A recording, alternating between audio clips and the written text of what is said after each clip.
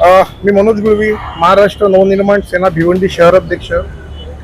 आपण बघत आहात सध्या भिवंडी महानगरपालिकेचं जे नामफलक आहे ते भिवंडी निजामपूर शहर महानगरपालिका असं मराठीमध्ये आहे.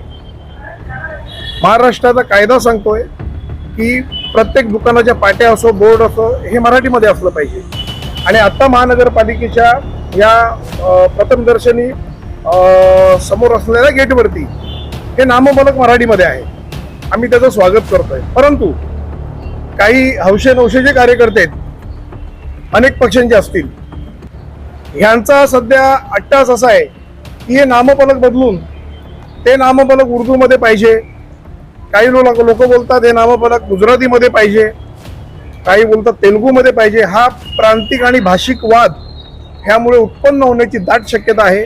मी महानगरपालिकेच्या आयुक्तांना आत्ताच पत्र लिहिलं आहे की नामफलक हे मराठीमध्ये आहे, मराठीमध्येच असलं पाहिजे.